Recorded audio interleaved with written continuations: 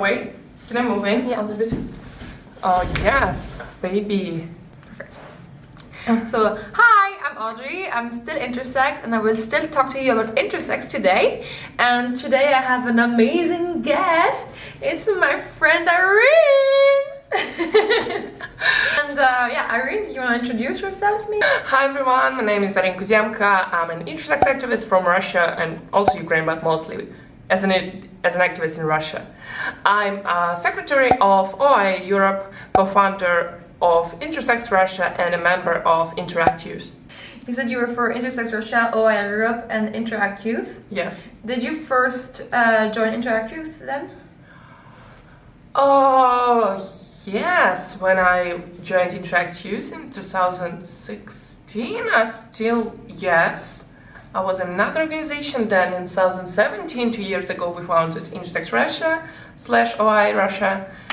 And in 2018, I joined the executive board of OI Europe. Yes, it's like this. How did you decide to join Interact Youth? What was that? They were all looking so cool on all the pictures. I agree. And it's one of the things, which inspired me to come out, because to see young people like our age, like being open about who they are, being just happy, just being totally fine with who they are, being open, proud, it's revolutionary. Also was watching a lot of this Japanese IS TV drama and also the manga. I'm a big fan of both, and I can really relate to the main character and his story, and like this TV drama also is one of the things which kind of inspired me to come out. I mean, like, you come from Russia, which is a country which we know is a bit homophobic. We've already talked a bit about this. How is your activism, do you think, different from the activism of European countries? I would say that in many other countries with lower levels of homophobia, adding the I to LGBT and openly working together is a win-win situation for all parties. But in Russia, for intersex people, being associated with LGBT can actually be dangerous. So in our activism, we usually clearly stating that like one is about soji and the other is about sex characteristics. Yes. And of course we also have the gay propaganda law.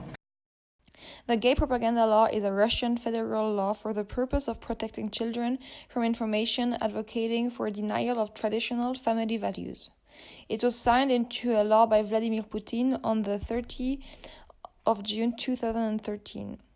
If Intersex Russia was to be affiliated with LGBT issues, they would fall under this law and could be prosecuted. In Russia, the reaction is okay when you don't mix intersex issues with LGBT, with SOGI. Okay. If people understand that this is not like a gender identity per se, they're like, oh, it's biology, like this is fine, like maybe we're gonna pity them, but there's not going to be like so much hatred. Okay, yeah. It's like most intersex people in Russia, I would say, don't even know the word intersex, and to have be victims of homophobic violence, we just cannot put risks for them. And plus, like, unfortunately, I wish we didn't have to do that, but also for parents of intersex children in Russia, connection with LGBT may be a big reason to justify the surgery on their child, Yeah.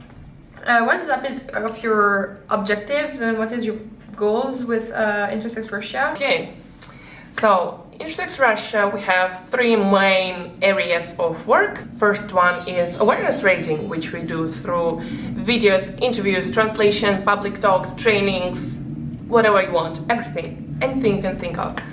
Then we have community building, which comes through community meetings, which comes through connecting parents, which comes through building the community all around Russia, and our community has been growing, and our community members are amazing. And the third one is kind of a bit of like legislative, legal UN stuff, because of the result of Intersex Russia's work. Recently, Russia received, last year, received its first recommendation from Spain during the third UPR cycle. It was the first intersex-specific recommendation that we got, and this recommendation states that Russia should stop surgeries on intersex children. if there is no like medical need for surgery. Yeah, of course. Our government didn't accept that recommendation, and then we had a nice feisty oral statement delivered jointly with ISHR, delivered to our government at the UN. There was like no reaction, but it was like the first time that the issues of intersex human rights in Russia were brought up to our government and at the UN. So, how is the state of intersex? Is there like some kind of awareness in the in Russian people? Like, do they know what it is, or? Another great question. And like I slept today for like 5 hours, so maybe a bit slow, but bear with me. Yes. You're such a YouTuber. I am. Subscribe. Oh God, no. Human rights of intersex people, like in most countries of the world, are being violated, and people are being subjected to unnecessary surgeries and basically everything you can think of. But what I would say is the difference is that in Russia, most doctors aren't even aware that it's a human rights violation. They're not even aware that somebody is against it. So we often have cases of doctors publicly, openly, proudly speaking about doing these surgeries. Of course, makes it easier for us to get like specific cases, but it's just so sad to think that the level of awareness is so low. Yeah, I mean, it's not as low as it used to be before. We did, I would say, bring up the awareness a little bit, like in the media. If you Google intersex in Russian language, you'll see several interviews like on the first page. Like, we're trying, but still awareness is very low, and like it's a huge country. But the medical professionals being proud about doing surgeries is like, whew. How is it for you to be out and to be an intersex activist? Like, it must be very... I mean, like, it takes balls. High five. First of all, yes. Second of all, it's been really great and amazing for me personally. I didn't know what to expect when I was for the first time publicly, openly telling my story, which I didn't expect at all, which I didn't think of happened, just that I got so much love, so much support from like everyone. It's been amazing. Yeah. So how would you see a perfect world for an intersex baby?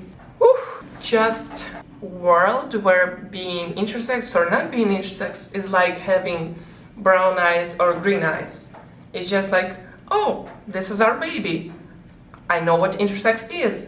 I know how to handle this. Yeah. I know that, oh, there is no medical necessity. A child can be, they can do whatever they need to do. Then we're leaving them as they are. We love them. We're raising them. And we're being always honest with them, so they always know that they're intersex. We're being connected to the intersex community. We know other parents, we know intersex people, we know intersex children. So the child will grow up having an entire intersex family, and we're probably doing it with YR community events. Yeah, so just having the child the ability to know the truth of who they are, to have resources, to have access to people, to be able to make their own choices, about their bodies, to feel empowered about who they are, be empowered to make their own choices, to know that being intersex is okay, to have parents supporting, to have parents...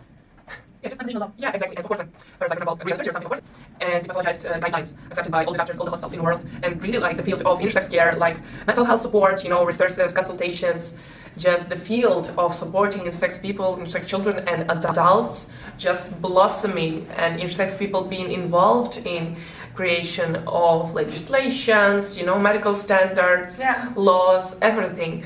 Just having intersex being a household word, being accepted, and our human rights being respected. Do you have anything you want to add, or something you think is important for my viewers to know? Thank you for watching Audrey's videos. Subscribe to Audrey, subscribe to Intersex Russia, link to our channel will be in the description. Yes, it will. And subscribe to OI Europe as well, and Interact as well, and just share this video, like and subscribe. And don't forget... I'm not. And don't forget, we will win! Yay! How do you guys say thank you in Russian? Спасибо. Спасибо! Спасибо всем, до посмотрели! This is not how Russian sounds, but okay.